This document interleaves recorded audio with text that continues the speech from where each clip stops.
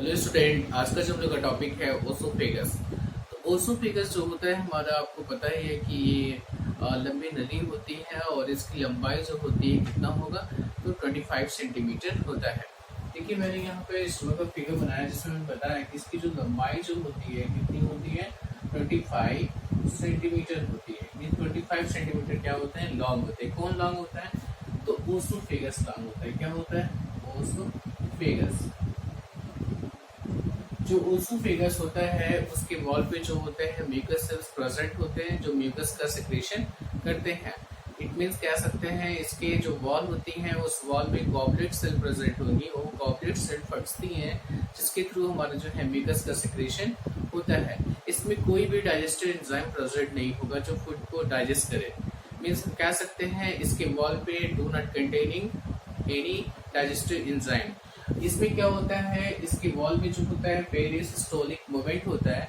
उस पेरिसिस्टोलिक मूवमेंट के थ्रू ये जो फूड जो होते हैं वो हिंदी में इसको कहते हैं क्रमानुकुंचन गति के द्वारा जो भोजन जो है वो क्या करता है, धीरे धीरे वो कहाँ पे आएगा, तो हमारे जो होगा वो ओसोफेगस होते हुए कहाँ पे आएगा, तो ओसोफेगस होते हुए कहाँ पे आएगा, हमारा वो स्टमच में आता है।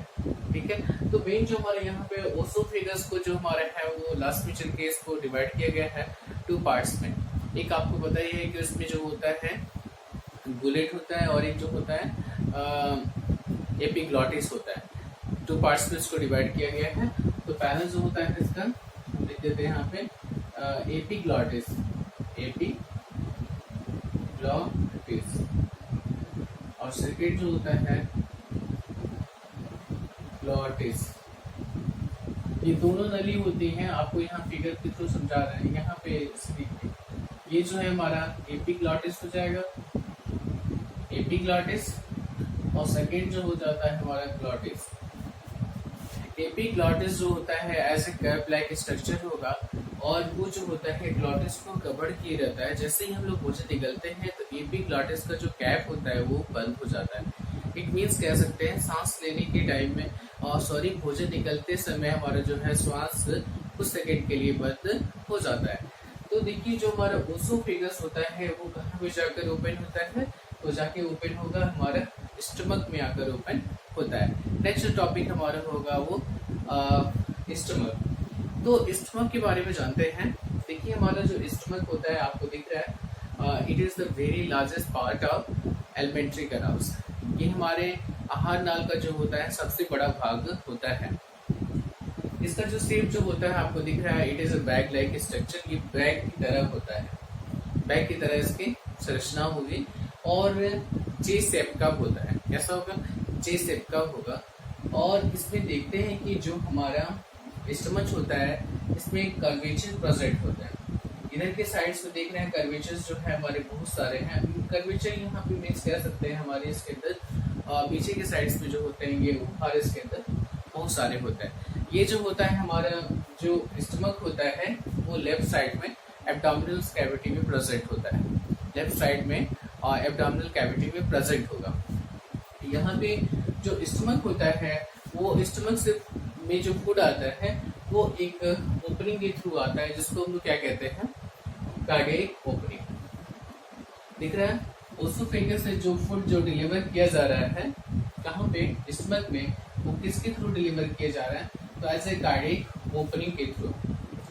यहाँ पे जो कार्डियक ओपनिंग जो होता है सराउंडेड होता है रिंग लाइक स्ट्रक्चर के थ्रू, जिसको हम लोग क्या कहते हैं, इंस्पेक्टर, इन्फिक्सेट कहते हैं। यहाँ लिख देते हैं cardiac inspector, cardiac sphincter, cardiac inspector. इसको हम अब आपको इसको बॉल भी कह सकते हैं। क्या बोल सकते हैं इसको, बॉल कह सकते हैं, कपाट कह सकते हैं। अब यहाँ पे जो ये बॉल जो होती हैं वो क्या करती हैं, ओसोफेगस से फूड को जो है स्टमच में एंटर करने देंगे, बट इसको अपोजिट डायरेक्शंस में मूव करने से क्या करती हैं, रोकने का फंक्शन करती है, रोकती हैं। ठीक है, हमारे जो स्टमक जो होता है इसको क्या कितने भाग होते हैं, तो 2 पार्ट्स होते हैं, फंडस एंड बॉडी। फंडस जो होता है हमारा दिख रहा है आपको, वाइडेस्ट पार्ट से चौड़ा पार्ट्स होता है and body is the narrow waist parts होता है। आपको दिख रहा है नीचे जाके पतला हो गया है, तो नैरो वेस्ट पार्ट्स होता है। यहाँ पे जो इसकी जो चौड़ाई जो होती है वो 10 सेंटीमीटर होती है, और इसकी जो हाइट होती है स्टमक की हमारी कितनी होगी, तो 25 सेंटीमीटर होती है। 25 सेंटीमीटर इसकी लंबाई होगी। नेक्स्ट हम देखते हैं कि इसकी नीचे की तरफ जो होता है हमारा जो है एक और भी पार्ट्स होगा, जिसको हम लोग बोलते हैं पाइलोरिक या पाइलोरस पार्ट्स कहते हैं, या पाइलोरिक ओपनिंग कहते हैं। क्या लिख देते हैं, लोरिक ओपनिंग, पाइलोरिक ओपनिंग। यहाँ पे एक वॉल्व लगा है, उसको क्या बोलेंगे, पाइलोरिक स्फिंक्टर। क्या बोलेंगे,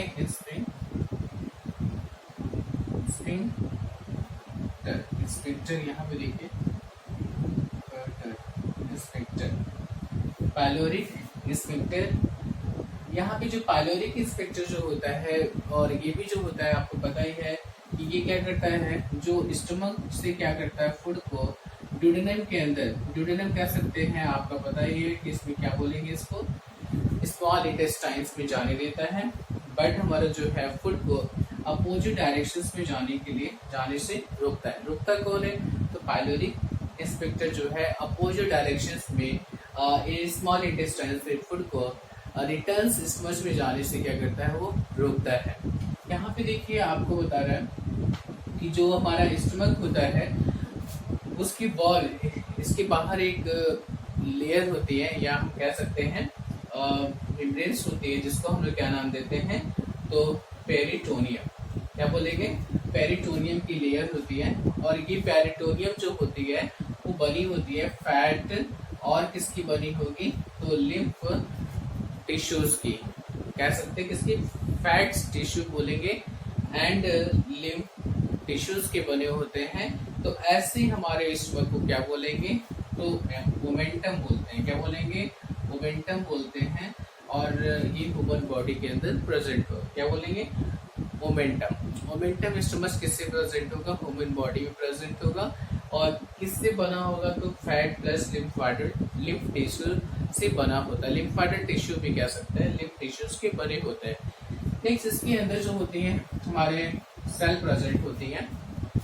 क्या प्रेजेंट होंगी, सेल प्रेजेंट होंगी, और इस सेल्स के अंदर जो होती हैं आपको पता है कि एसिल का सेक्रेशन होगा, और हमारा पेप्सिडोजन का सेक्रेशन होगा। तो कौन कौन से सेल्स करती हैं, यहाँ पे देखिए, तो बॉडी के पेराइटल सेल्स के द्वारा, हमारा बॉडी के पेराइटल सेल्स और ऑक्सीनेटिक सेल, आप इसको ध्यान से देखेंगे, बॉडी के पेराइटल सेल्स और ऑक्सीनेटिक सेल जो होती है वेरी स्ट्रॉन्ग एसिड का सेक्रेशन करती है, जिसको हम लोग क्या कहते हैं, HCl। एसिड का फंक्शन क्या होता है, तो ये पेप्सिनोजन को किस में चेंज करता है, पेप्सिन में। इसका मीन्स कह सकते हैं कि इस प्रोसेस में हमारा जो होता है पेप्सिनोजन को पेप्सिन में चेंज किया जाता है, क्योंकि पेप्सिनोजन क्या है, वो इनएक्टिव फॉर्म में है, और उसको एक्टिव फॉर्म में चेंज करने का फंक्शन किया जाता है। और कौन करता है, तो HCl करता है।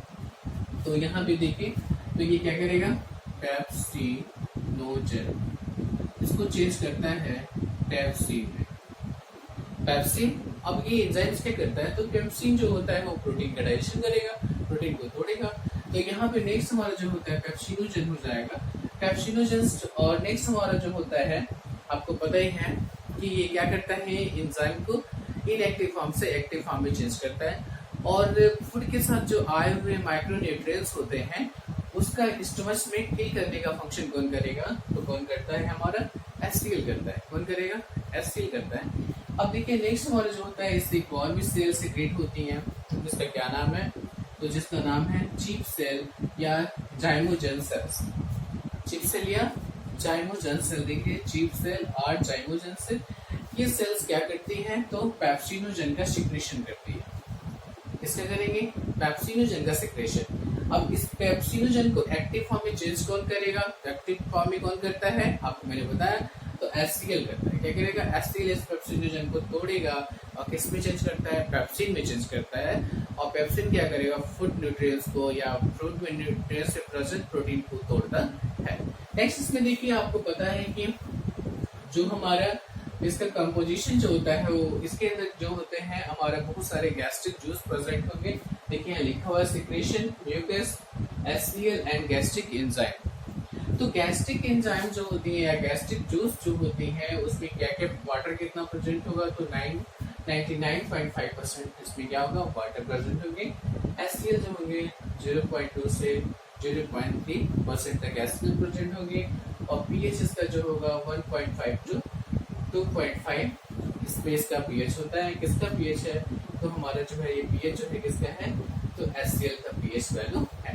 आपको पता है कि वेरी हमारा क्या होगा, वेरी एसिडिक, बहुत ज्यादा एसिडिक होगा। आपको ये भी पता होना चाहिए कि बोन्स हम लेते हैं, जैसे कुछ लोग जो होते हैं नॉन वेजिटेरियन है तो क्या लेते हैं, मांस खाते हैं, तो बोन्स भी उसके साथ खाते होंगे। तो बोन्स को डाइजेस्ट करने का फंक्शन कौन करेगा, तो एंजाइम्स वो कौन करता है, HCl करता है। HCl क्या करता है, जो हमारे बोन्स में जो ओसिक प्रोटीन्स होते हैं उसको क्या करता है, डिसॉल्व कर देगा और इलास्टिक नेचर्स में हमारे इसको मायोसिन प्रोटीन्स बच जाता है, जो बिल्कुल मुलायम हो जाता है, इलास्टिक नेचर का हो जाता है और धीरे धीरे उस बोन्स को क्या करते हैं, ये डाइजेस्ट कर देते हैं। तो यही कहा जाएगा यदि या एक क्वेश्चन भी बनता है कि यदि बोन्स को हम लोग एसिडिक विलियन में रखा जाता है या एसिड के विलियन में रखा जाता है तो बोन्स के जो वो ओस्टियोसाइड सेल्स होते हैं वो डिजॉल्व हो जाते हैं और बोन जो होता है वो एसिडिक नेचर का हो जाता है। कैसा हो जाएगा, एसिडिक सॉरी किस नेचर का हो जाएगा, इलास्टिक नेचर का हो जाता है, मुलायम हो जाता है और इलास्टिक नेचर का हो जाता है। यहाँ पे देखिए और भी आपके प्रोसेस में है कि हमारा जो है इसके अंदर एक और भी एंजाइम है, आपको पता है कि प्रोरैनिन्स होता है और उसको चेंज किया जाता है रैनिन्स में। तो वो प्रोसेस कौन करेगा, तो वो प्रोसेस कौन करता है, HCl जो होगा वो प्रोरैनिन्स को चेंज करता है, इसमें रैनिन में चेंज करता है। और रैनिन का मेन फंक्शन क्या होता है कि वो हमारे जो मिल्क प्रोटीन्स होते हैं, कैल्शियम केसिन प्रोटीन को वो तोड़ता है और तोड़ने के बाद उसको coagulate into the insoluble calcium salt and calcium paracaseinate में उसको तोड़ेगा। तोड़ने के बाद ये हमारा पता है कि आपको क्या किया, पेप्सिन में चेंज हुआ और पेप्सिन जो होता है वो पेप्टोन प्लस कैल्शियम में वो टूट जाएगा। आगे देखिए यहाँ पे लिखा है प्रोटीन जो होता है वो पेप्सिन के थ्रू हमारा स्मॉल पॉलीपेप्टाइड्स में टूटता है। ठीक है, नेक्स्ट देखिए हमारा जो है इसके अंदर जो फूड जो होते हैं स्टमच के अंदर वो 4 से 5 घंटे तक रहते हैं और यहाँ पे जो है फूड को अच्छी तरीके से मिक्स किया जाता है। तो ऐसे फूड को हम लोग क्या बोलेंगे, काइम बन जाएगा। वो फूड क्या बनेगा, काइम बनेगा, क्योंकि इसमें एसिड भी मिल गया, गैस्ट्रिक एंजाइम भी मिल गया, म्यूकस क्रिस्टलेशन हो गया, अच्छी तरीके से मिक्स हो गया फूड। तो वो फूड जो हमारा जो है वो काइम में चेंज हो जाता है। अब वो काइम जो होता है हमारा जो है वो रिटर्न्स कहाँ पे आएगा, तो पाइलोरिक ओपनिंग के थ्रू हमारा जो है वो ओपन्स हो जाता है और ड्यूडेनम में आता है, स्मॉल इंटेस्टाइन्स में आता है। यहाँ पे देखिए एक बार मैं आपको और बता देता हूँ कि जो स्टमक जो होता है यहाँ पे ये लेफ्ट साइड के एब्डोमिनल कैविटी में प्रेजेंट होता है। कहाँ प्रेजेंट होगा, लेफ्ट साइड के एब्डोमिनल कैविटी में प्रेजेंट होता है और इसकी जो लंबाई होगी वो 25 सेंटीमीटर लंबा होगा एंड 10 सेंटीमीटर ये वाइडेस्ट होता है, चौड़ा होता है। अपर वाला पार्ट जो होता है फंडस, नीचे वाला बॉडी, इससे कैवरिंग पे सेल होती है या लेयर होता है जिसको हम लोग बोलते हैं पेरिटोनियम सेल, जो फैट ब्लड लिम्फाइड टिश्यू के बने होंगे, लिम्फ टिश्यू के बने होंगे। ऐसे इसमें उसको बोलते हैं मोमेंटम। इसके अंदर बहुत सारे गैस्ट्रिक एंजाइम, म्यूकस, HCl का सिक्रेशन होता है जो फूड को अच्छी तरीके से मिक्स करने के लिए, डाइजेस्ट करने के लिए प्रोसेस करते हैं। ऐसे फूड जो डाइजेस्ट हो गए और कन्वर्ट हो गए तो फूड जो होता है कन्वर्ट किस में हो जाता है, काइम में कन्वर्ट हो जाता है और वो हमारा जो है एंटर कहाँ पे करेगा, पाइलोरिक स्पेक्टर से ओपन होके कहाँ पे जाता है, तो जाएगा हमारा स्मॉल इंटेस्टाइन में जाता है। डेट्स